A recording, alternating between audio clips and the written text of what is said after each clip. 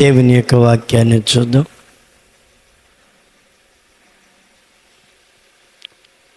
యోబు గ్రంథము 22వ అధ్యాయము. యోబు గ్రంథము 22వ అధ్యాయము 21వ వచనం. ఆయనతో సహవాసము చేసిన ఎడల మీకు సమాధానము కలుగును, అలాగనే మీకు మేలు కలుగును. ఆయన నోటి ఉపదేశమును అవలంబించుము, ఆయన మాటలను మీ హృదయములో ఉంచుకొనుము. సర్వశక్తిని వైపు నీవు తిరిగిన ఎడల నీ గుడారములో నుండి దుర్మార్గము దూరముగా తొలగించిన ఎడల నీవు అభివృద్ధి నొందెదవు. చాలు. చూడండి, మనము ఆయనతో సహవాసం చేసేటువంటి మనసు, ఆయనతో సహవాసం. యోబు ఆయనతో సహవాసం చేశాడు కాబట్టి ఎన్ని శోధనలు వచ్చినా, కష్టాలు వచ్చినా, శ్రమలు వచ్చినా తొలగిపోలేదు. ఆయనతో మన సహవాసం ఎవరితో ఉండాలంటే దేవునితో సహవాసం కలిగి ఉండాలి. ఇది ఇలాగే పెట్టి 1 కొరింథీ 1వ అధ్యాయం 9వ వచనం మనం చూస్తే, మన ప్రభువైన యేసు క్రీస్తు అను తన కుమారుని సహవాసమునకు మిమ్మల్ని పిలిచిన దేవుడు నమ్మదగిన దేవుడు. చూడండి, ఈ లోకంలో ఉన్నటువంటి సహవాసాలు చాలా ఉన్నాయి. ఈ సహవాసాల మీదే మనుషులు అనుకుంటున్నారే కానీ దేవుని యొక్క సహవాసం కొరకు ప్రయాసపడలేని దౌర్భాగ్య స్థితికి వెళ్ళిపోతున్నారు. దేవుడు అంటున్నాడు, నాతో సహవాసము చేయాలి.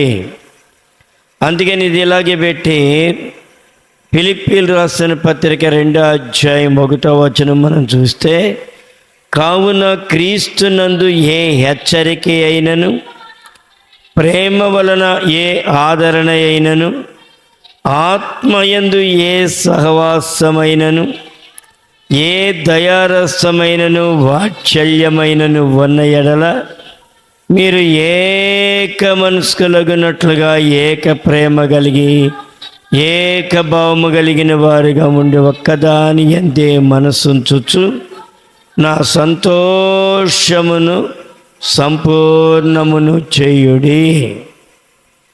ఇక్కడేమంటున్నాడు? ఆత్మయందు ఏ సహవాసమందైనను. అక్కడేమంటున్నాడు?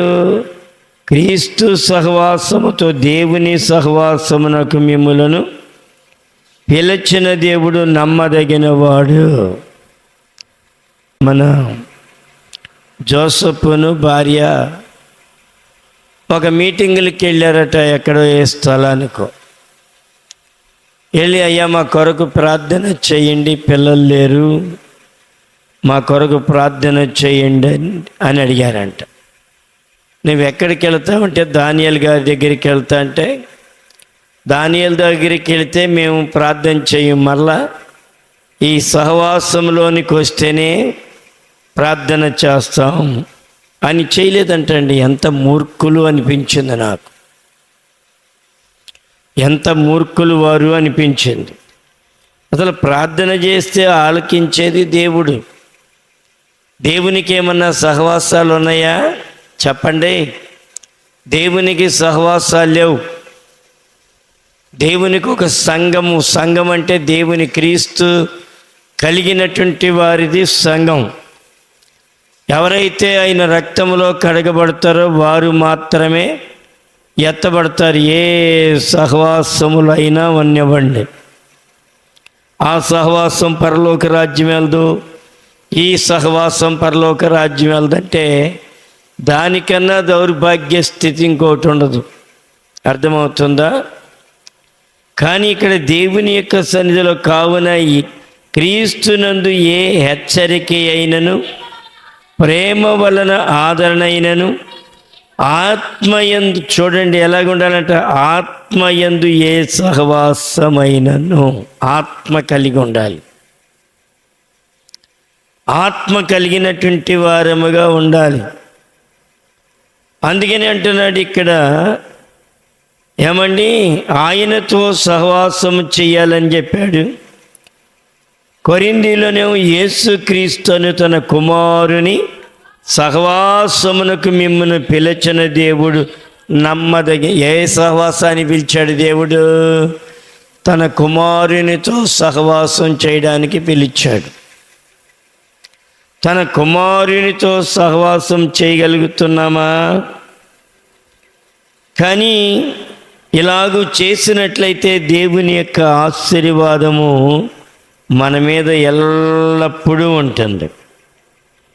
అందుకని ఇక్కడ తన కుమారుని సహవాసమునకు పిలిచిన దేవుడు నమ్మదగిన వాడు. ఆయనతో సహవాసము చేసిన మీకు సమాధానము కలుగును. అన్నిటికన్నా ముఖ్యం దేవునితో మనం సహవాసం చేసేవారముగా ఉండాలి. చాలామంది దేవుని సహవాసము నుండి దారి తొలగిపోతూ ఉన్నారు. దేవుని యొక్క సహవాసము నుండి దారి తొలగిపోతూ ఉన్నారు. అలాంటి వారికి సమాధానము కోల్పోతూ ఉంటారు. ఆత్మీయత అనేది వారికి దూరమైపోతూ ఉంటుంది. 2వ దినవృత్తాంతాల గ్రంథము 18వ అధ్యాయం 1వ వచనం మనం చూస్తే, చూడండి, ఇప్పుడు మనల్ని పట్టింది కూడా ఇదే. మనల్ని పట్టింది కూడా ఏంటో తెలుసా? ఇదేనమాట. దేవుని దగ్గరికి ఏమీ లేనటువంటి వారుగా కష్టముల్లో, శ్రమల్లో, ఇరుకుల్లో, ఇబ్బందుల్లో మనం ప్రభుని నమ్మాం, ప్రభు దగ్గరికి వచ్చాం. హైందవులుగా ఉన్నటువంటి మనమందరము కూడా 4 ఫ్యామిలీలుగా ఉన్నాం. ఏమీ లేనటువంటి వ్యక్తులుగా, తిండి లేక, బట్ట లేక, సరైన తిండి లేదు, సరైన బట్ట లేదు, సరైనటువంటి గృహము లేనటువంటి టైంలో ప్రభు దగ్గరికి మనమందరము వచ్చాం. కానీ ఇక్కడ అంటున్నాడు, ఇక్కడ తనకు ఐశ్వర్యమును ఘనతయు కలిగిన తర్వాత యెహోషాపాతు ఆహాబుతో 1000 మంది. చూడండి, ఏమీ లేని స్థితిలో మనం ప్రభు దగ్గరికి వచ్చాం, ప్రభుని ఆరాధించాం, ప్రభుని స్తుతించాం, ప్రభుని గణపరిచాం. మన ప్రతి అవసరత కొరకు కూడా దేవుని దగ్గరికి వెళ్ళి ప్రాధేయపడ్డాం. ప్రభా, మాకు అది కావాలయ్యా, ఇది కావాలయ్యా అని. చూడండి, ఆరంభ దినాల్లో మనకున్నటువంటి చిన్న మందిరం ఎంతో తెలుసా?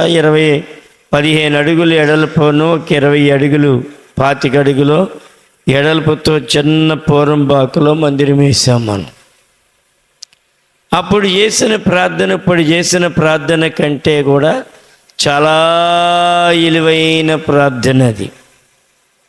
నిర్దోషత్వంతో ప్రార్థన చేసాం, మొరబెట్టాం, కన్నీరు విడిచాం. నేనే పాటలు పాడుకోవాలి, నేనే వాక్యం చదువుకోవాలి, నేనే వాక్యం చెప్పాలి. సహాయం చేసేవాళ్ళు ఎవరు కూడా లేరు ఆ దినాల్లో. చాలా కష్టం అన్నమాట. నేనే మందిరం తలుపులు తీసుకోవాలి, నేనే ఊడ్చుకోవాలి, నేనే మళ్ళీ తాళం వేసుకొని వెళ్ళాలి. ఎంత ఇది?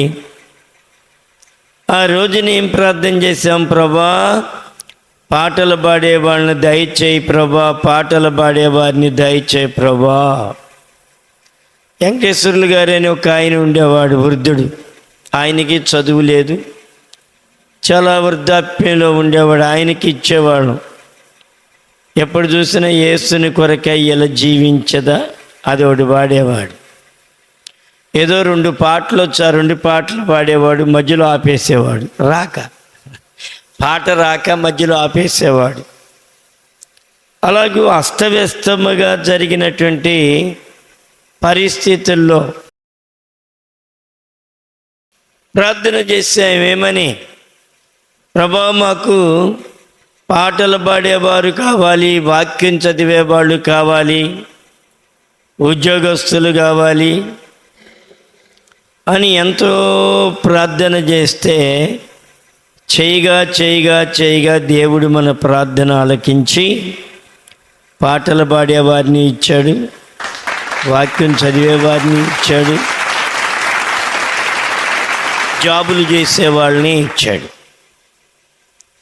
చూడండి, దేవుడు ఎంత కృప కలిగిన దేవుడు. అడుగుట నీ వల్ల అయితే అడుగువానికి సమస్తమును దయచేవాడు ఆయన. అలాగే ఇంకేం ప్రార్థన చేశాం, ప్రభా మాకు మంచి మందిరం కావాలి ప్రభా అని చెప్పి కన్నీరు మున్నీరుగా ఏడ్చారు, ప్రార్థన చేశారు. ప్రభా మాకు మంచి మందిరం కావాలయ్యా. ఏంటి జోర్ని వర్షం, పాములు, తేళ్ళు, మండ్రగెబ్బలు, దొంగలు, అలాంటి పరిస్థితుల్లో దేవుడు ఏం చేశాడు, మనకి అన్నీ ఇచ్చాడు, సమృద్ధిగా ఇచ్చాడు, అన్నీ ఇచ్చాడు. కానీ మనకు ఉన్నటువంటి లోటు ఏంటంటే ఆయనతో సహవాసం మనం కలిగి ఉన్నామా, పోగొట్టుకున్నామా? చూడండి, మనకి దేవుడు ఎంత దీవిస్తే నువ్వంత లోబడి తగ్గించుకోవాలి. మనలను దేవుడు ఎంత దీవిస్తే అంత ఒదిగి తగ్గించుకుని ప్రభు సన్నిధిలో ఉంటే దానంత మేలు మరొకటి ఉండదు. చూడండి, మేలు పొందేటువంటి పరిస్థితుల్లో ఆయనతో సహవాసం మనం కలిగి ఉన్నామా? సహవాసము కలిగి ఉంటే ఏమొస్తుంది? దీవెన వస్తుంది, ఆశీర్వాదం వస్తుంది, ఐశ్వర్యం వస్తుంది, ఘనత వస్తుంది. చూడండి, అలాంటి వారందరూ ఆ పూర్ ఫ్యామిలీతో ఉన్నటువంటి వారు, జరుగుబాటు లేనటువంటి వారు ఏ బుధవారము మానలేదు, ఏ శనివారం మానలేదు, ఏ ఆదివారం మానలేదు. సేవకుని యొక్క మాటే దేవుని మాటగా భావించారు. ఆ దినాల్లో సేవకుని యొక్క మాటే దేవుని యొక్క మాటగా భావించి వెళ్ళొద్దన్న చోటకి ఆగిపోయారు, తినొద్దన్న దాన్ని తినకుండా మానారు. దేవుని యొక్క అడుగుజాడల్లో ఉండేవారు. రాను రాను ఏమైపోయింది?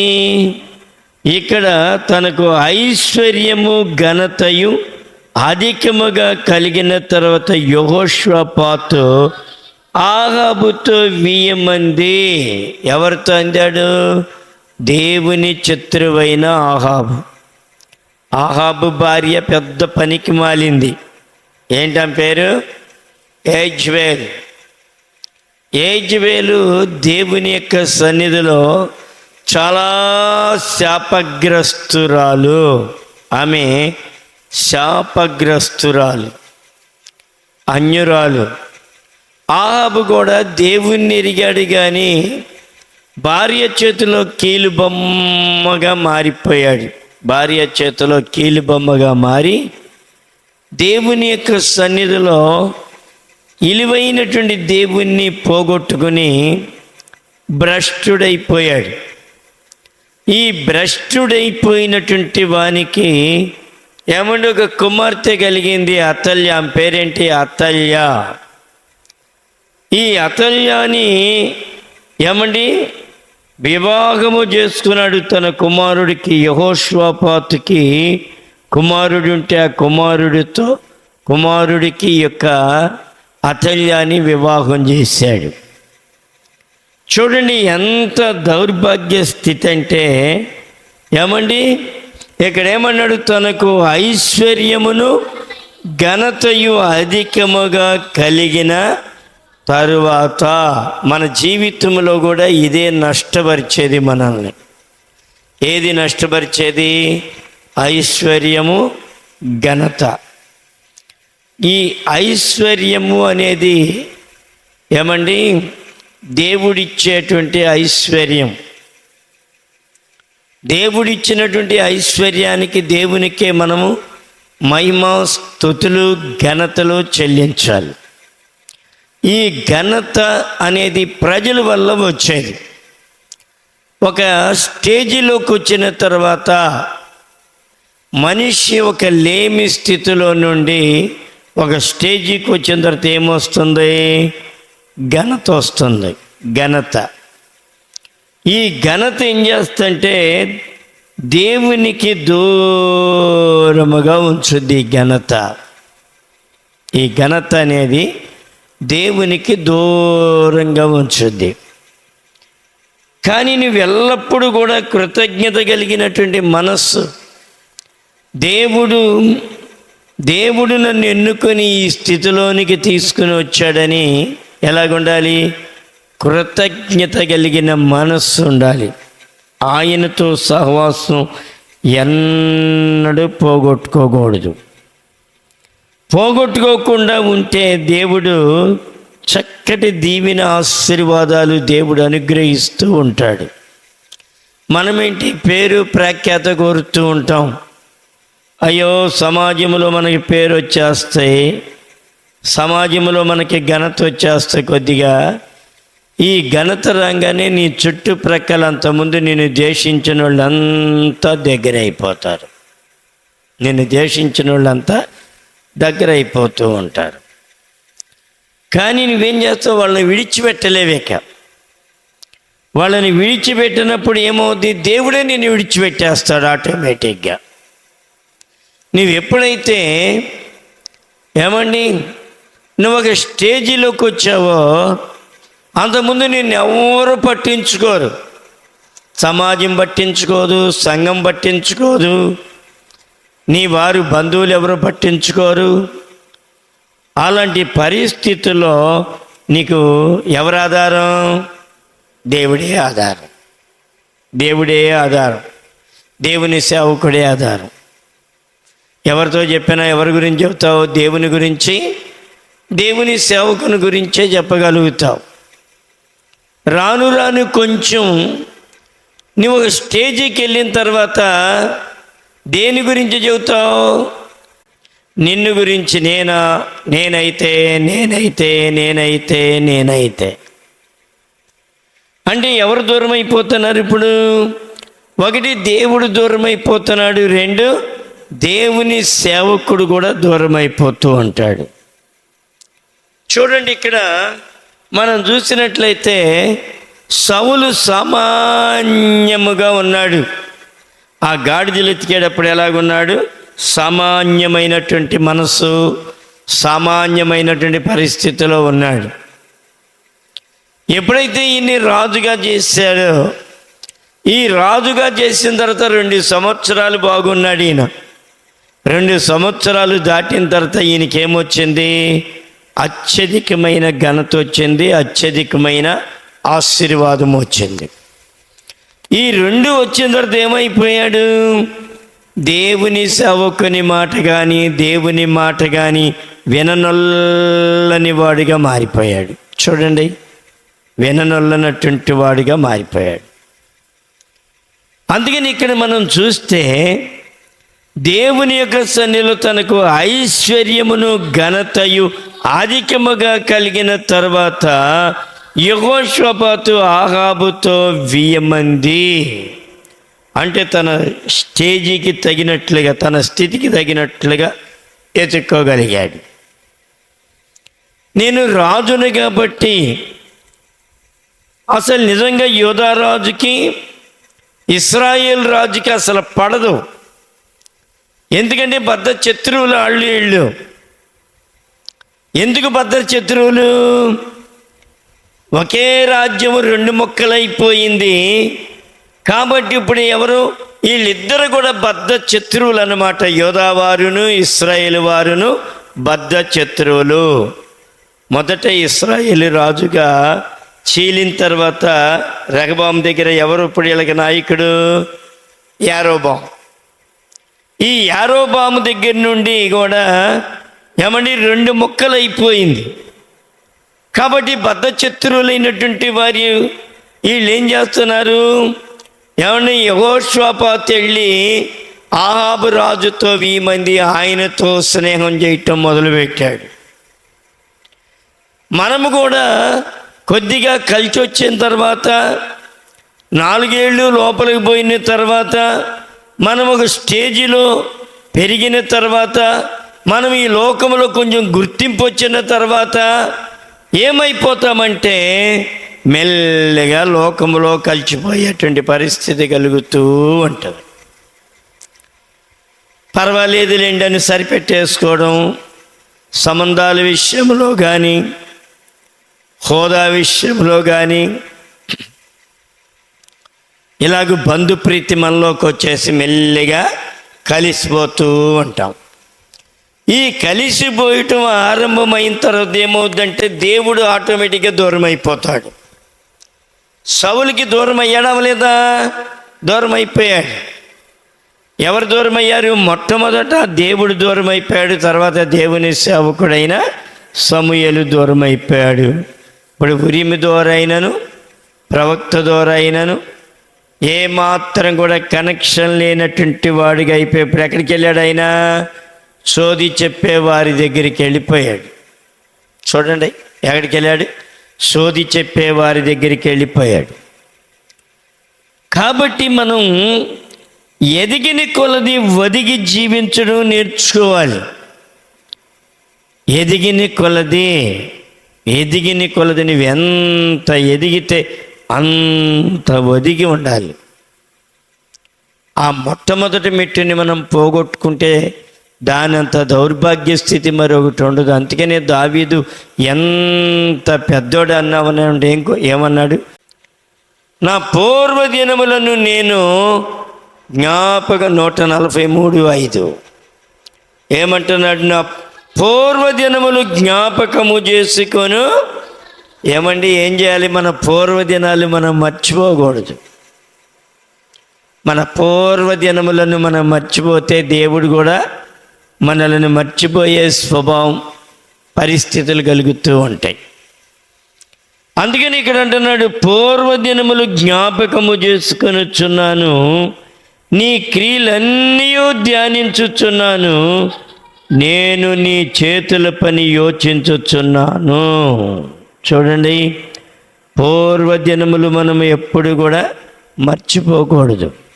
పూర్వదినములు మర్చిపోతే చాలా అపాయకరమైన స్థితి, చాలా అపాయకరమైన స్థితిలో ఉంటాం.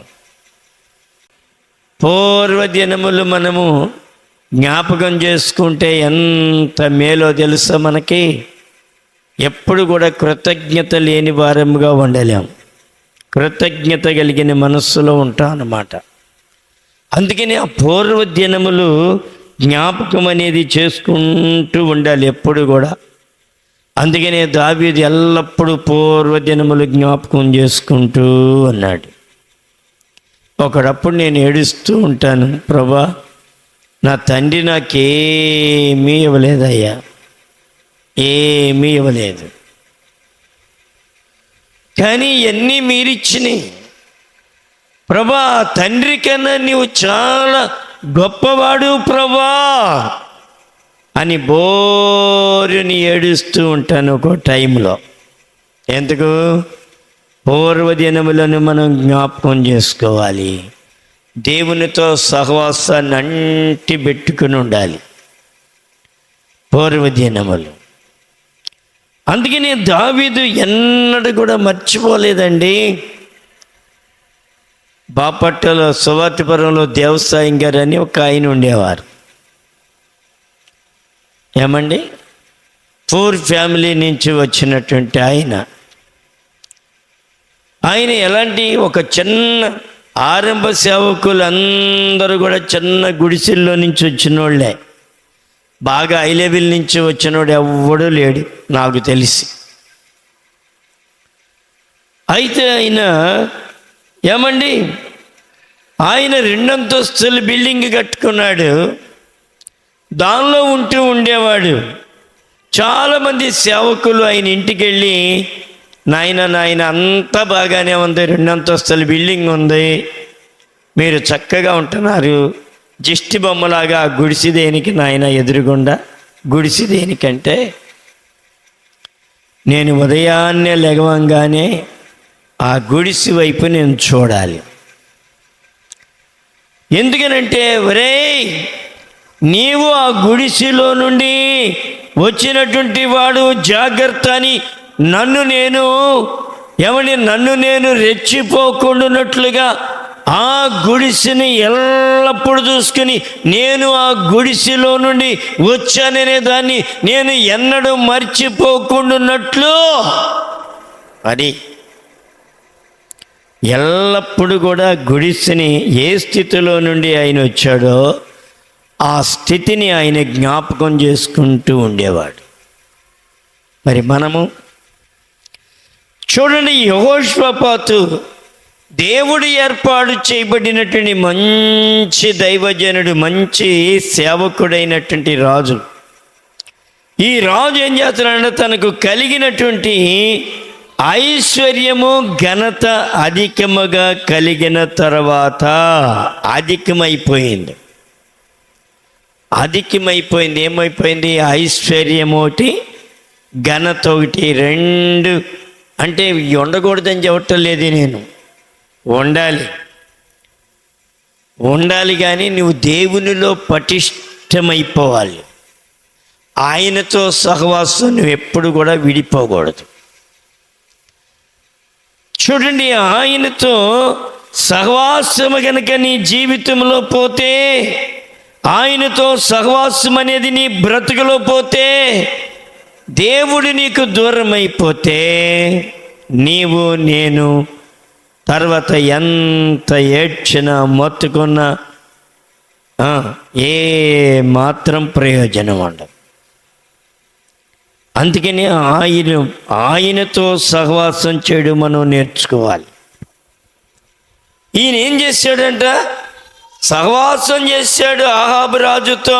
దుర్మార్గుడైన రాజు, దేవుడంటే గిట్టని రాజు, దేవుడంటే గిట్టనటువంటి ఏపరాలు, దేవుడంటే గిట్టనటువంటి ఆళ్ళ కుమార్తె కోడలుగా వచ్చింది.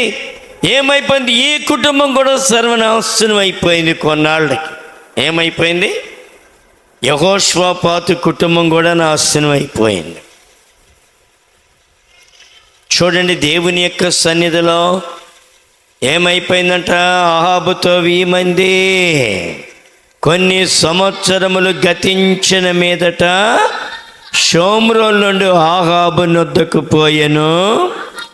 అహాబు అతని కొరకు, అతని వెంట వచ్చిన జనుల కొరకును అనేకమైన గొర్రెలను పశువులను కోయించి తనతో కూడా రామోతుల మీదకు యుద్ధమునకు ప్రేరేపించను. అయ్యా, రామోత్గిలి మీదకి విస్తావా, యుద్ధానికి వెళదాం అంటే ఈయన అంటున్నాడు, తిన్నాడు కదా బాగా, పేకల వరకు తిన్నాడు. తిండికి తిరిగిపోతారు కొంతమంది తిండికి తిరిగిపోతూ ఉంటారు, కొంతమంది డబ్బుకి తిరిగిపోతూ ఉంటారు, కొంతమంది బంగారానికి తిరిగిపోతూ ఉంటారు, కొంతమంది బట్టలకు తిరిగిపోతూ ఉంటారు. ఒక మంచి ఫ్యామిలీ ఒక స్థలములో, పేరు చెప్పను కానీ, ఒక స్థలములో అద్దెకుంటూ ఉన్నారు. ఏమండి, ఆ ఇంటికెళ్ళా ఆయనేమో పెద్ద గజి దొంగ. ఇంటికెళ్ళా ఆయన ఇంటిలో ఉన్నది ఒక ఫ్యామిలీ, వాళ్ళ ఇంట్లో ఉన్నారు. ఏమండి, ఆమె లొంగ తీసుకోవడానికి ఈ గజ దొంగ అనేటువంటి వాడు ఆమెను లొంగ తీసుకోవడానికి ఎంతో ప్రయత్నం చేశాడు, కానీ వల్లగా లేదు. ఒకరోజు ఇంత డబ్బులు కట్ట ఏమంటే ఆ కిటికీలో గుండగా ఏమని ఇసిరేసాడు. ఇసిరేసినప్పుడు ఈమె, ఏంటి మా ఇంట్లో వేసావు ఈ డబ్బు అని చెప్పి తీసుకెళ్ళి మరలా వాళ్ళకి ఇచ్చేసింది. ఈ తొడ దొంగతనం చేసుకొచ్చినటువంటి ఒక పెద్ద గొలుసు, బంగారపు గొలుసు కిటికీలో గుండగా తీసుకెళ్ళి అలాగే ఇసిరేసాడు. ఏమైపోయింది? ఇప్పుడు ఇది వచ్చిందా? ఇవ్వలేదు. ఈ గొలుసు ఇవ్వలేదు. డబ్బు అయితే ఇచ్చింది, కొద్ది మొత్తంలో డబ్బు కాబట్టి తిరిగి తీసుకెళ్ళి ఇచ్చేసింది, నాకు వద్దు.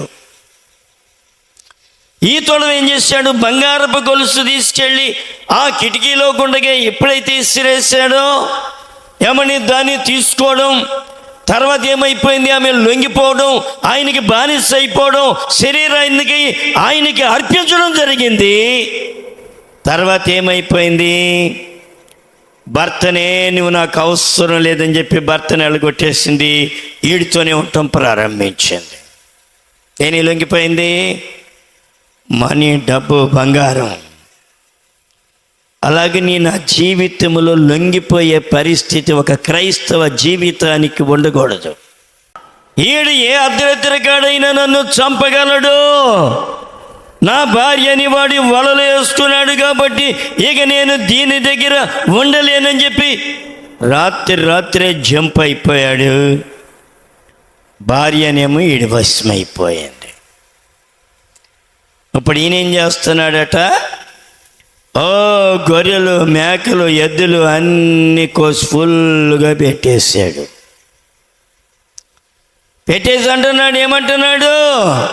నాతో కూడా రామగిలాది మీదకి పోవుటకు అతన్ని ప్రేరేపించను ఇశ్రాయేలు రాజైన ఆహాబు, యోధా రాజైన యెహోషాపాతును చూచి, నీవు నాతో కూడా యుద్ధానికి వచ్చేదేవా అని అడుగగా యెహోషాపాతు, నేను నీ వాడనే.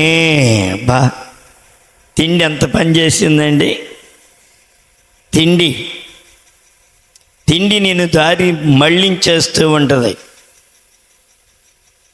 తిండి మళ్ళించేస్తూ ఉంటుంది. మొన్న ఒక ఆమె చెబుతుందన్న, బాగా ఆకలేసిందన్న ఒక చోట ఉంటే, మేము బాగా తీరని ఆకలేసింది, అక్కడ ఏదో ఫంక్షన్ జరుగుతుంది, ఎవరు మన మందిరంలో వాళ్ళే, బాగా ఫంక్షన్ జరుగుతుంది, ఏమన్నా కానీ తినేద్దామని చెప్పి వెళ్ళి తినేసామన్నా, ఇంటికి వచ్చిన కానించి మా తిప్పలు మామూలు తిప్పలు కాదన్న. ఏంటంట? తిన్నారు. తిన్న తర్వాత దేవుడు తిన్నదంతా కక్కిచ్చేశాడు. ఏమైపోయింది? వారం రోజుల పాటు మనిషిని కాలేదన్న.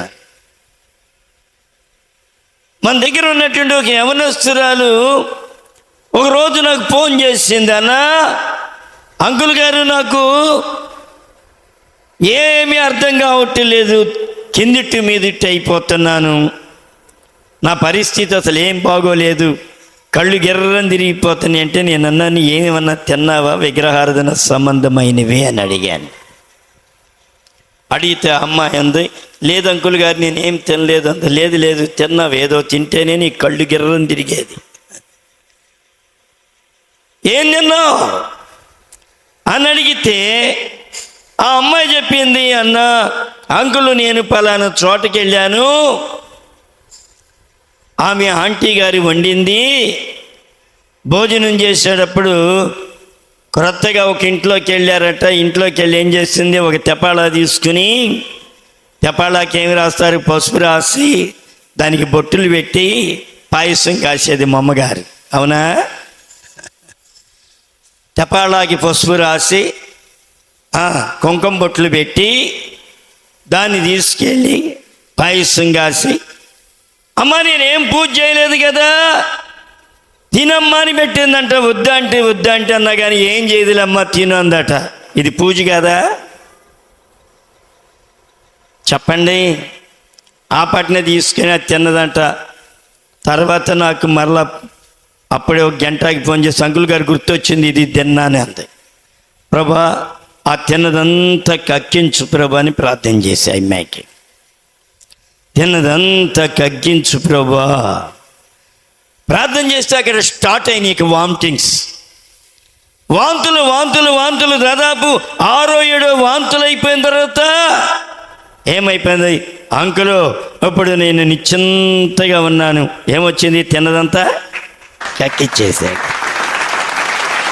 కక్కాలి కదా, నువ్వు తిన్నది కక్కాలి కదా, తిన్నది కక్కే వరకు దేవుడు నిన్ను వదిలిపెట్టాడు. ఏది పడితే అది కరిచేస్తే ఎలాగూ? నువ్వు నాజీరు చేయబడిన వ్యక్తివో, దేవుని ఆత్మచేత పిలువబడినటువంటి వ్యక్తివో, దేవుడు రక్తంతో నిన్ను కొన్నటువంటి వ్యక్తివో, నీ ఇష్టం వచ్చినట్టు పరిగెలెత్తితే దేవుడు ఏమైనా ఊరుకుంటాడా? ఏమాత్రం ఊరుకుంటాడా? మన పిల్లోడు అంత మట్టి తింటారని ఊరుకుంటామా? లాగి పెట్టి ఒక్కడి బీగుతాం. ఏంట్రా మట్టి తింటావు? నీకు పెట్టే అన్నీ చాలేదా? ఏం పెడుతున్నాడు దేవుడు? తల్లిదండ్రులు ఏం పెడుతున్నారండి? జీడిపప్పు పెడుతున్నారు, బాదం పప్పు పెడుతున్నారు, ఖరీదు అన్నీ పెడుతుంటే నీకేం పని? మట్టి తినటానికి ఏం రోగం మట్టి తినటానికి? రేపల్లలో ఉండగా మేము ఒక లేక పుట్టిందో పిల్ల. ఆ పిల్లకి ఏం చేసేవాళ్ళు, జీడిపప్పులు, బాదం పప్పులు అయ్యాయి వేసుకుని చక్కగా ఒక బరిణిలో వేసి పిల్లకి ఇచ్చేవాళ్ళు. ఈ పిల్ల ఇదేందో ఎవరో మరమరాలు తెచ్చుకున్నాడు, కూర్చొని ఏంటంటే మరమరాలు ఏమంటే ఈ జీడిపప్పులు ఈ బాదం పప్పులన్నీ ఆళ్ళకి పెట్టి ఈ పిల్ల మరమరాల కోసం ఎగబడి ఈ తింటూ ఉండేది. వీళ్ళు ఈ బరిలో అవి తినేవాళ్ళు. ఇప్పుడు మన కర్మ కూడా అలాగే వచ్చింది కదా. దేవుడి నీకు ఎంత విలువైనవి పెట్టాడమ్మా. ఒకప్పుడు నీ దగ్గర ఏమి తినటానికి లేనటువంటి పరిస్థితి, ఉండటానికి లేనటువంటి పరిస్థితి, ఎన్నో ఇబ్బందులు, ఎన్నో బాధలు, ఎన్నో శ్రమలు. నిజంగా నేను పడ్డాను. అది అసలు దాని గురించే వాళ్ళ వాక్యం ప్రిపేర్ అయ్యాను నేను. చూడండి, దేవుడు ఏం చేశాడు? దేవుడు విలువైనవి నీకు ఇచ్చి విలువైనవి పెడుతుంటే ఈయన ఏం చేశాడు? అక్కడికి వెళ్ళి ఆహాబు రాజు పెట్టే అన్ని పేకల వరకు తిన్నాడు. ఇప్పుడేం తెలియ, ఇట్లా వస్తావా యుద్ధానికి అన్నాడు. నేను ఎందుకు రాను, నా జనమే నీ జనము, నేను నీ వాణ్ణే, నా జనులే నీ జనులు, మేము నీతో కూడా యుద్ధానికి వచ్చేదమని చెప్పి యెహోషాపాతు ఇశ్రాయేలు రాజుతో నేడు యెహోవా యుద్ధ ఈ సంగతి విచారణ చేయుదుము రెండనగా. చూడండి, దేవుని బిడ్డకి కొంచెమన్నా భయం ఉంటుంది. ఈ భయం కూడా పోతే అసలు ఆహాబు రాజు యెహోషాపాతు చచ్చిపోయేవాడు. ఈ భయమే ఆయన్ని కాపాడింది. ఇశ్రాయేలు రాజు 400 మంది ప్రవక్తలను సమకూర్చి నేను యుద్ధమునకు పోవుదునా మానుదునా అని అడిగాను. అందుకు వారు పొమ్ము, దేవుడు రాజు చేతికి దానిని అప్పగించునని చెప్పిరి. చూడండి, వీళ్ళందరూ ఎవరండి? బయలు ప్రవక్తలు. వీళ్ళు దేవుని ప్రవక్తలు కాదు. ఎక్కడికి వెళ్ళారు? మనోళ్ళు కూడా ఎక్కడికి వెళ్తారు? అప్పుడప్పుడు బ్రాహ్మడి దగ్గరికి వెళ్తాడు. వెళ్ళి అంటారు, నేను ఇది చేయొచ్చా, అది చేయొచ్చా, మా అమ్మాయి పెళ్ళి ఎలా చేయొచ్చా, మా అబ్బాయి పెళ్ళి ఎలా చేయొచ్చా, మా అమ్మాయిని కాపరానికి ఎలా పంపొచ్చా అని వాళ్ళని వెళ్ళి అడిగి ఒక ముహూర్తం పెట్టుకొని వీళ్ళు పాస్టర్ గారు మా అమ్మాయిని ఇలా పంపిద్దామనుకున్నాం, మా అబ్బాయి ఇలా పెళ్లి చేద్దామనుకున్నాం అని ఎంతో న్యాగ్గా చేస్తారండి. దుర్మార్గులు కదా వీళ్ళు, అవునా కాదా? దేవుణ్ణి అడ్డం పెట్టుకున్న దుర్మార్గులు. నాకు బట్టిపురంలోనే కొన్ని సంవత్సరాల క్రితం ఒకళ్ళు ఫోన్ చేశారు. ఏమని? శంకుస్థాపన అండి, మీరు రండి ఫలానా అని. నేను అడుగుతాను ముందుగానే ఎన్ని గంటలకు రావాలి అని అడుగుతాను. మొన్న కూడా మన కంప్యూటర్ శ్రీనివాస్ గారు ఎన్నింటికి రమ్మంటారు అని అడిగాను. మీ ఇష్టం అండి. అది వాళ్ళు పెట్టుకున్నారు 8 గంటల 46 నిమిషాలు పెట్టుకున్నారు వాళ్ళు. నిమిషాలు వచ్చిందంటే బ్రాహ్మడు వచ్చినట్లు లెక్కే అక్కడికి. అవునా కాదా? ఇన్ని నిమిషాలకండి అని చెప్పారు. సరే, నేనేం చేశాను, 9 గంటలకి ఇంటి దగ్గర బయలుదేరాను. ఆయన అన్నాడు 9 లోపండి, 8 మళ్ళీ ముందు వస్తే ముహూర్తాన్ని ముందు అయిపోద్ది, అది కూడా కష్టమే. కాబట్టి ఎప్పుడు రావాలి, కరెక్ట్గా టయానికి వస్తే నన్ను మభ్యపెట్టి ఆ టయానికి శంకుస్థాపన చేపిస్తారన్నమాట. కాబట్టి ఇప్పుడు ఏం చేయాలి, అన్ని శంకుస్థాపనలు జరుగుతూ ఉన్నాయి. పేటేరులో ఒకటి జరిగింది, కార్మూరులో ఒకటి జరిగిందో, టైం పెట్టుకున్నాడు రా బాబు అనుకున్నాను. ఇక సరే, నేను వచ్చేటప్పుడు దాదాపు 10 సార్లు ఏమో ఫోన్లు చేశారు. ఎక్కడున్నారు, రండి. ఏమో వస్తున్నాను అని చెబుతానే ఉన్నాను. వచ్చాం, నా భార్య నేను ఇద్దరం వచ్చాం. అక్కడికి అయిపోయింది, టైం అయిపోయింది.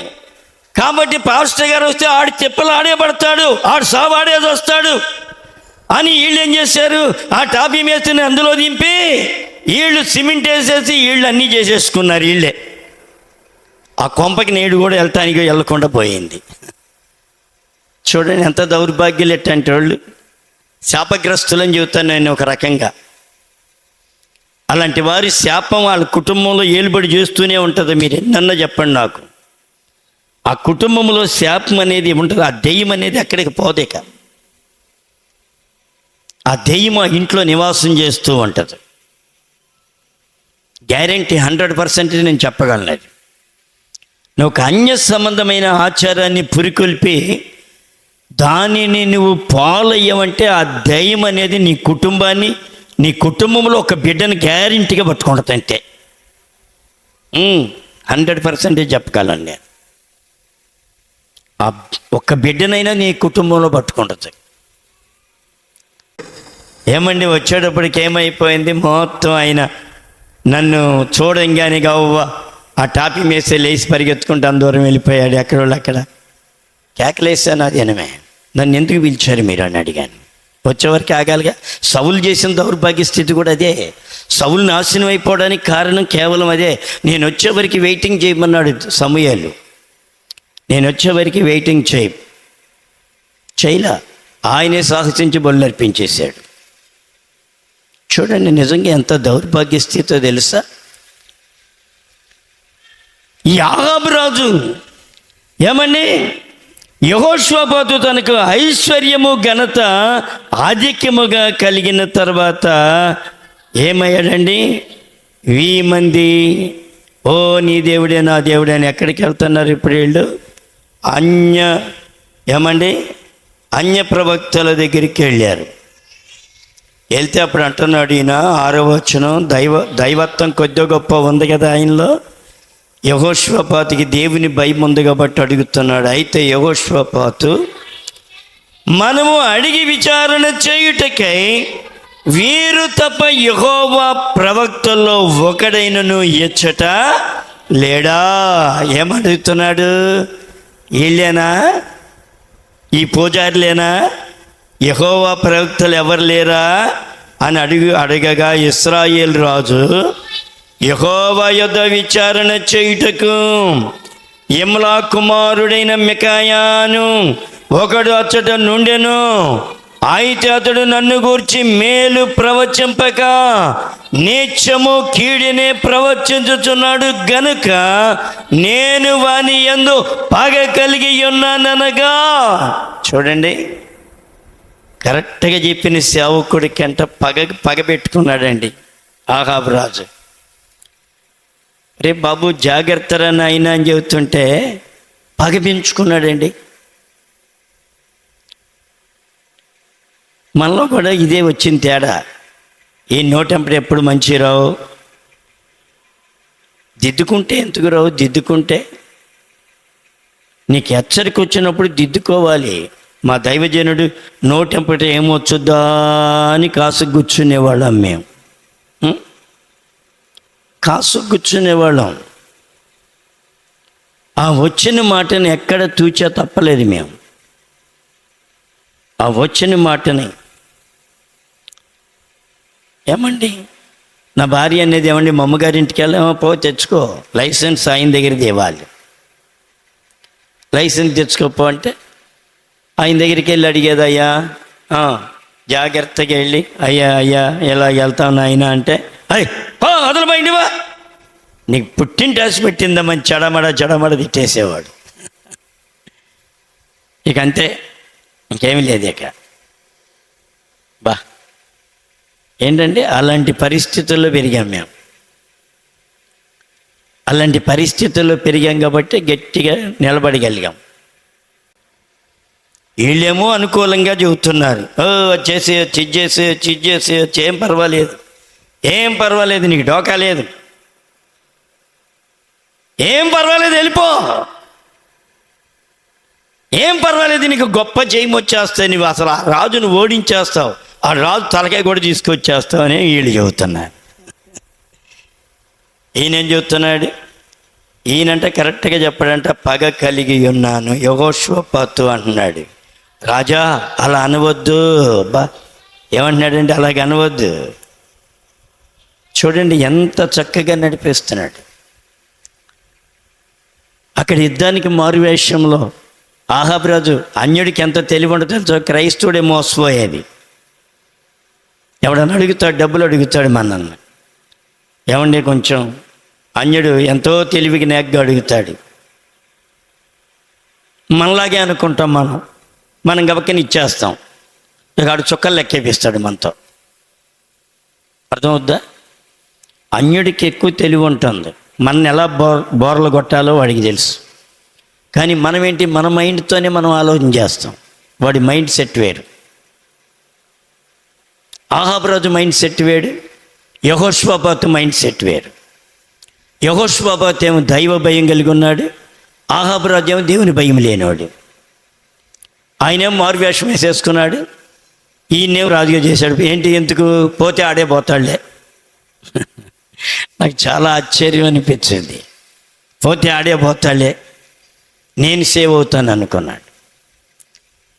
అక్కడున్న రాజు చెబుతున్నాడు, మీరు ఎవరి మీదకి యుద్ధానికి వెళ్ళొద్దు, మీరు ఒక్క రాజును మాత్రమే ఓడించండి, రాజును మాత్రమే మీరు చంపండి, కానీ ప్రజల జోలికి వెళ్ళొద్దు అని చెప్పాడు. ఈయన పాపము యెహోషాపాతు మంచి దేవుని రాజు కదా, మంచి బట్టలు వేసుకున్నాడు పాపం, వైట్ అండ్ వైట్ వేసుకుని ఈయన కూడా వెళ్ళాడు యుద్ధానికి. ఈయనే రాజు అని చెప్పి గురిపెట్టి కొడుతున్నారు. గురిపెట్టి కొడుతుంటే ఈయన ఏం చేస్తున్నాడు? ఎన్నో వచ్చినమ్మా 30. కాగా యెహోషాపాతు కనబడుట తోడనే ఏమన్నారు అధిపతులు, అతడు ఇశ్రాయేలు రాజు అనుకుని యుద్ధము చేయుటకు అతను చుట్టుకొనిరి. కానీ యెహోషాపాతు మొర్ర పెట్టినందున, చప్పట్లు కూడా దేవుని మహిమపరచండి. నిజంగా దేవుని భయం అనేది, మనకి దేవుని భయం ఉంటే మనం సేవ్ అవుతామండి. దేవుని భయం లేకపోతే పడిపోతాం. ఎల్లప్పుడూ దేవుని భయం కావాలి మనకి. ఎప్పుడు మనం చనిపోయే వరకు దేవుని భయం మనకు ఉండాలి. ఈయన ఏం చేస్తున్నాడు? ఎలాగో వెళ్ళినప్పటికీ యెహోషాపాతు ఏం చేస్తున్నాడంటే ఇశ్రాయేల్ రాజు అనుకుని యుద్ధము చేయుటకు అతన్ని చుట్టుకొనిరి. కానీ యెహోషాపాతు మొర్ర పెట్టినందున యెహోవా అతనికి సహాయము చేసెను. దేవుడు అతన్ని యుద్ధ నుండి వారు తొలగిపోవున్నట్లు చేసెను. అది దేవునికి నువ్వు మొరపెట్టాలి. మొరపెడితే దేవుడు గొప్ప కార్యం చేస్తాడు. ఈయనకి ఐశ్వర్యము ఘనత కలిగిన తర్వాత ఆహాబు రాజుతో స్నేహం చేశాడు. ఆహాబు రాజుతో స్నేహం చేసి ఏమైపోయాడు? తన కుటుంబానికే నష్టం కలిగే వ్యక్తిగా మారిపోయాడు. తన కుటుంబానికే కష్టం కలిగే వ్యక్తిగా మారిపోయాడు. చూడండి దేవుని యొక్క సన్నిధిలో ఎంత భయంకరమైన పరిస్థితి కలిగింది. ఇంకా 2వ దినవృత్తాంతాలు 19:1-2 కూడా చూస్తే, యోధా రాజు అయిన యెహోషాపాతు ఏ అపాయమును చెందకుండా యెరూషలేమునందు తన నగరునకు తిరిగి రాగా ఇప్పుడు ఎక్కడికి వచ్చాడు? యుద్ధంలో నుంచి వచ్చాడు. ఇంకుడైనటువంటి ఆహాబు రాజేమో చెప్పండి చచ్చిపోయాడు. ఈయనేమో వచ్చాడు, ఇంటికి వచ్చాడు. ఇంటికి వస్తే దీర్ఘదర్శి అనానీ కుమారుడుగా యేహూ అతన్ని ఎదుర్కొనబోయి రాజైన యెహోషాపాతునకు ఇలాగూ ప్రకటన చేశాను, నీవు భక్తిహీనులకు సహాయము చేసి యెహోవా శత్రువులకు స్నేహితుడు అయితివి కదా, అందువలన యెహోవా సన్నిధి నుండి కోపము నీ మీదకి వచ్చాను. చూడండి ఎవరితో చేశాడు స్నేహం? ఎవరితోనండి?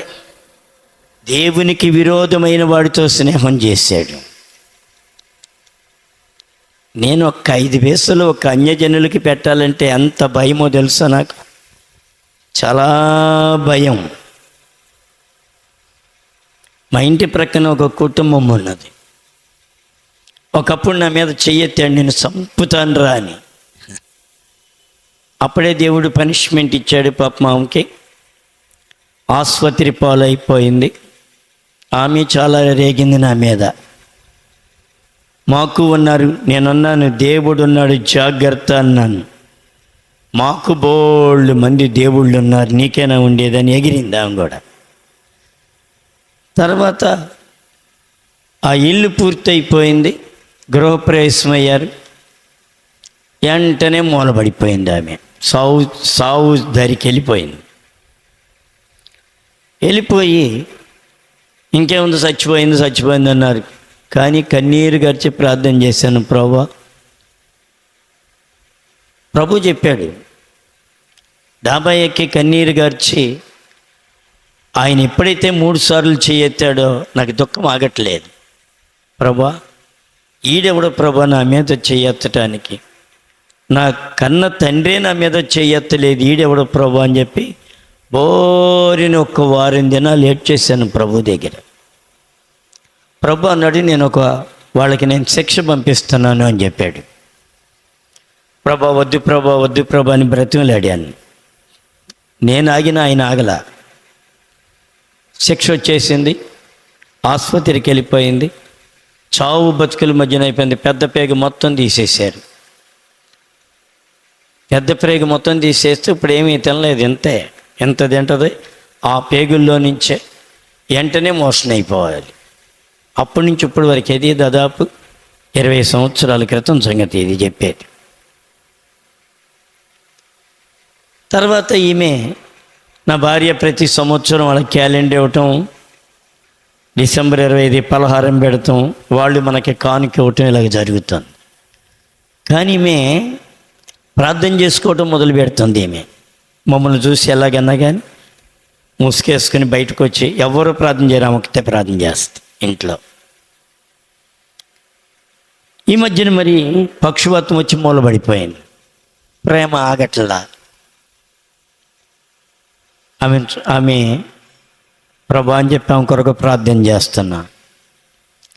ప్రార్థన చేసి ఆసుపత్రికి వెళ్ళాను. అక్కడ యేసు ప్రభు గురించి చెప్పాను, ప్రార్థన చేసి మళ్ళీ వచ్చాను.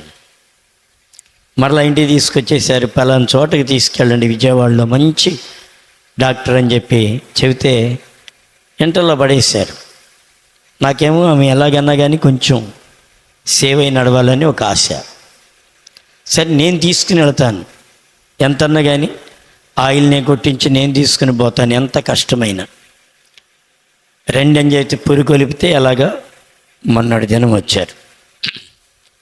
నేనే ఒక 1300 రూపాయలు ఎంతో ఆయిల్ కొట్టించాను. చూడండి, కొట్టించానే కానీ ఎంత భయమో తెలుసా? ఎందుకు?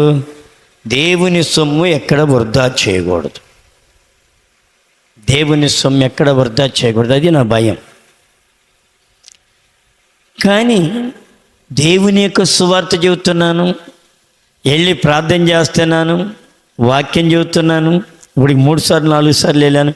తర్వాత ఇక్కడ కారు ఎక్కించుకొని విజయవాడ వెళ్ళే వారికి ఆ కూతురికి అల్లుడికి సువార్త చెప్పాను, విగ్రహారాధన గురించి చెప్పాను. చెప్పి అలాగే ఆయిల్ కొట్టించుకొని తీసుకొచ్చాను. ఇది ఎందుకు చూస్తున్నానంటే, మనము చేసేదానికి కూడా దేవుని దగ్గర నుండి లైసెన్స్ ఉండాలి. నీ ఇష్టం వచ్చినట్టు దేవుడు నీకు ఇచ్చిన దాన్ని ఒక అన్యజనులు ఖర్చు పెట్టేసి నీ ఇష్టానుసారంగా చేస్తే దేవుడు అని మెచ్చుకోడు. ఇంకోటి, దేవుని బిడ్డలు ఎంత తిన్నా నాకేం బాధ రాదు. దేవుని బిడ్డలకి నేను ఎంత ఖర్చు పెట్టినా నాకు బాధ రాదు. కానీ ఒక అన్యుడికి ఖర్చు పెడితే చాలా బాధ, ఇబ్బంది.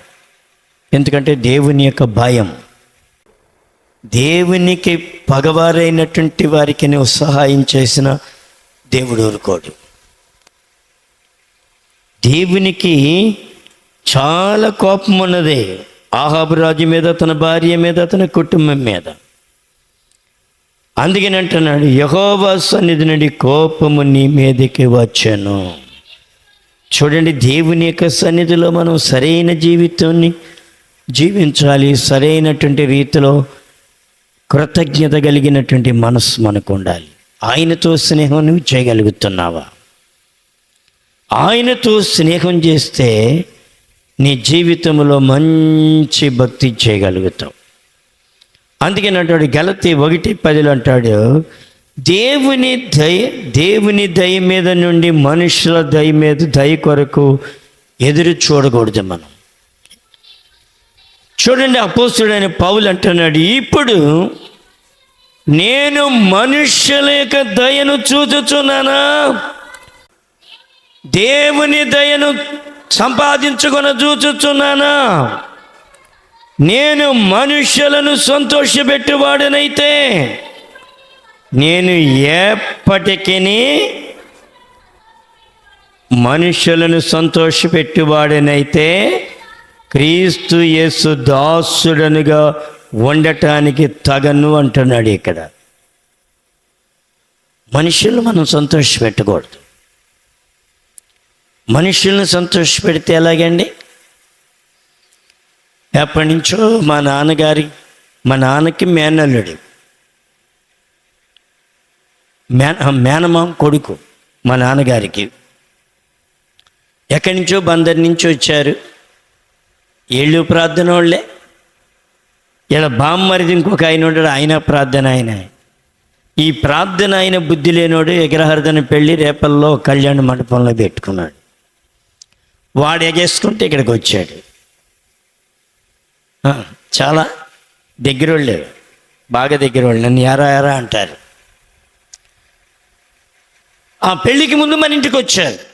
మంచిదే, సరే టీ పెట్టి ఇచ్చాము, వండమన్నాను. కాదు నాన్న, నేను అక్కడ పెళ్ళికి వెళ్ళి 10ంటికి అయిపోద్ది కదా, 10ంటికాడ నుంచి వచ్చి మీ ఇంటికాడ ఉంటావు నాన్న, మీ ఇంటికాడ పడుకొని పొద్దున్నిటి నుంచి వెళ్ళిపోతావు నాన్న అన్నాడు. నువ్వైతే రాజీ పడిపోతావు, నేనైతే రాజీ పడను. నేనేమన్నాను తెలుసా? అయ్యా, మీరు ఈ నైట్ ఉంటానంటే ఇక్కడ ఉండిపోండి, అక్కడికి వెళ్ళకుండా నాకేం అభ్యంతరం లేదు. లేకపోతే 4 రోజులు ఉండండి, నేను పెడతాను. కానీ అక్కడ పెళ్ళికి వెళ్ళి ఇక్కడికి మాత్రం రావటానికి లేదు నాన్న, అది నా వల్ల కాదు, అది దయచేసి రావద్దు మీరు అని చెప్పాను. చాలా కోపం వచ్చింది. కోపం వస్తే ఎవడేం చేస్తాడు? దేవుడు నాకు కావాలి, ఆడు దేనికి? నీకు మనిషి కావాలా? ఈడేం చేస్తాడండి మనకి? దేవుడు దూరం అయిపోతే నెత్తి నోరు కొట్టుకుని ఏడవాలి మనం. దేవుడు దూరం అవ్వకూడదు. ప్రజలు ఎంతమంది దూరం అయిపోయినా పర్వాలేదు, నీకేమీ కాదు. అపవాది నీ మీదకి రాకుండా ఉండాలంటే నువ్వు దేవునికి లోబడాలి. మనుషులు మెప్పు కోరేవంటే దెయ్యాలన్నీ నీ ఇంట్లోనే ఉంటాయి. గ్యారెంటీ నేను చెబుతున్నాను. మనం క్రీస్తుకు దాసులుగా ఉండాలి, మనుషులుగా దాసులుగా ఉండేది. అపవాది నిన్ను టచ్ చేయకూడదంటే నువ్వు వాడిలో నువ్వు వెళ్ళకూడదు. నిన్ను నువ్వు భద్రపరచుకోవాలి. మా మరదలు మా షర్ట్ కూడా వచ్చారు, ఇంటికి వచ్చి ఎప్పుడు మా అత్తగారు చనిపోయిన తర్వాత వచ్చి తాగి ఫుల్గా డ్యాన్స్ చేశాడు నా మీద. మామూలుగా కాదు, ఏ రంగం చేశారు ఇద్దరు బావమరుదులు. నా భార్య ఒకటే చెప్పింది, వాళ్ళ అన్నయ్యతో అందువరే నువ్వు నా అన్నవు కదా పోరా అంది. అన్ననే వదులుకుంది నా గురించి. సొంత అన్ననే. అలా పోట్లాడిన తర్వాత ఆమె చనిపోయే వరకు వాళ్ళ ఇంటికి వెళ్ళారు కదా. వాడి పగంతా నా మీద ఉండేది. సరే వాడు పోయాడు. సరే వీడికి ప్రభు దగ్గర చాలా ప్రార్థన చేశాను నేను. ఎలాగో తెలుసా, ప్రభువా నా నోటంటే మాట్లాడకూడదు, అంత బూతులు తిట్టారు వాళ్ళు. నీ సేవకుడినైన నన్ను ఈ రకంగా బూతులు తిట్టారు. నువ్వేమీ పనిష్మెంట్ ఇవ్వకపోతే నీ నామం వ్యర్థమైపోద్ది. అక్కడ పనిష్మెంట్ ఇస్తే నీకు గౌరవం పెరుగుద్ది ప్రభు అని ప్రార్థన చేశాను. కొన్ని నెలలు ప్రార్థన చేశాను. వాడు హైదరాబాదులో అలాగూ తిరుగుతూ ఒక పెద్ద గొయ్యి తీశారు. ఎందుకు తీశారో ఆ కళ్ళు తిరిగి ఆ గోతులో పడిపోయాడు. షెడ్ కూడా చిన్న మెదడు డ్యామేజ్ అయింది. ఏమైపోతుంది ఇప్పుడు, వాడికి గుర్తుపెట్టే స్థితి లేదు. ఇంట్లోంచి బయటికి వెళ్తే ఇల్లు ఎక్కడ ఉందో తెలియదు ఎక్కడికి. అలాగే 4 రోజులు 5 రోజులు అలాగే తిరిగి 5వ రోజు 6వ రోజు మళ్ళీ జ్ఞాపకం వచ్చి ఇంటికి వస్తున్నాడు. సరే తలకాయకి ఇలాగ దెప్పలేపి ఆపరేషన్ చేసి మళ్ళీ దెప్ప పెట్టి కుట్లేశారు. ఒక చచ్చిపోయి బతికాడు కదా. ఇప్పుడు మన ఇంటికి వచ్చారు ఒక 6 నెలలు 5 నెలలు అయిన తర్వాత. సరే మంచి భోజనం పెట్టాం. చూడండి, ఇట్లాంటి దరిద్రులకి మళ్ళీ ఇంకోటి ఏంటో తెలుసా, మన ఇంటికి వచ్చి శనివారం వాడు ఉపవాసం చేస్తాడు. ఆడు ఏం ఉపవాసం? విగ్రహారాధన ఉపవాసం. ఈయనేం చేయాలి చెప్పండి? నేను తిన్నాను శనివారం, నేను తిన్నాను, నేను అన్నం తిన్న ఉపవాసం. ఏంటంటే ప్రార్థన ఉపవాసమా కాదు, విగ్రహారాధన ఉపవాసం ఆడి. సరే సావని అనుకున్నాను. సరే ఆదివారం అమ్మాయి అందరు రెడీ అవ్వండి అని చెప్పాను మరదలకి. సరే బావా అంది. అని కాసేపాగా అంది, అమ్మాయి రెడీ అవ్వలేదండి ఇంకా అన్నాను. మీ షెడ్ కూడా మీ తమ్ముడు రాడంట అన్న బావా అంది. సరే అతను రాపోయి నువ్వు రెడీ అవ్వ అన్న. రెడీ అయిన తర్వాత బావ నేను కూడా రావట్లేదు బావా అంది. ఎలాగుంటుంది చెప్పండి? నా భార్యని ఒక్క చిట్టుగది నేను తిట్టింది. మీరు నమ్మండి. రేపల్ల నుంచి బట్టిప్రోలు వచ్చేవారికి పెద్ద తిట్లు తిట్టేశాను. మన ఇల్లు లాడ్జీ కాదు, మన ఇల్లు హోటల్ కాదు. ఆదివారము రానోడు మన ఇంటిలో ఉండటానికి లేదో. ఇది లాడ్జీ అనుకున్నారా? నువ్వు సాయంత్రానికి వాళ్ళని బండి ఎక్కిస్తే సరే, లేకపోతే నువ్వు కూడా వెళ్ళిపోవాల్సిందే. ఎక్కడ రాజీ పడలా. నేను ఫుల్గా ఇచ్చేసాను. ఇంకో మరదలైతే ఏడ్చుకుంటూ వెళ్ళిపోయింది. రేపల ఆరాధన అవ్వగానే వీళ్ళు సాయంత్రాన్ని మూటములు సర్దేశారు. వెళ్ళేటప్పుడు చెప్పాను, మీరు ఎప్పుడు వచ్చినా సరే ఆదివారం కాకుండా రండి, 2 రోజులు ఉండి వెళ్ళిపోండి. లేదు ఆదివారం ఇక్కడ ఉండాలనుకుంటే మందిరానికి వచ్చే లెక్క అయితే నా ఇంటికి రండి, లేకపోతే దయచేసి మీరు మా ఇంటికి రావద్దు. భయమే ఉంది, చెప్పగలవా? నువ్వేం చేస్తావు? ఇంట్లో కోడిని కోసి బాగా మాంసం చేపలు తెచ్చి మీరు వండేసి, అమ్మ మీరు తిని ఇక్కడ డొల్లాడండి, మేము ప్రార్థనకి వెళ్తున్నామని వస్తారు కొంతమంది ఏం చేస్తారు? అయ్యో వాళ్ళు ఎక్కడి నుంచో వచ్చారని వీళ్ళు ఆగిపోతారు. ప్రార్థనకి ఆగిపోయి వాళ్ళ కొండి పేకల దాకా పెడతారు. ఆత్మీయంగా చచ్చిపోతావు, నువ్వు బ్రతకవు. ఆత్మీయంగా చచ్చిపోతే ఎలాగూ? ఆయనతో సహవాసం చేయి. ఆయనతో సహవాసము చేసిన ఎడల మీకు సమాధానము కలుగును. సమాధానము నీకు కలుగుతూ ఉంటుంది. అందుకని క్రీస్తుతో మనం సహవాసం కలిగి ఉండాలి. పరిశుద్ధాత్మతో సహవాసం కలిగి ఉండాలి. దేవుని బిడ్డలతో సహవాసం కలిగి ఉండాలి. అప్పుడు నీవు కదల్చబడవు. నువ్వు చక్కగా ఉన్నతమైన స్థితికి కొందికి ఎదుగుతావే కానీ నువ్వు ఎక్కడ దారి తొలగిన వ్యక్తిగా ఉండవు.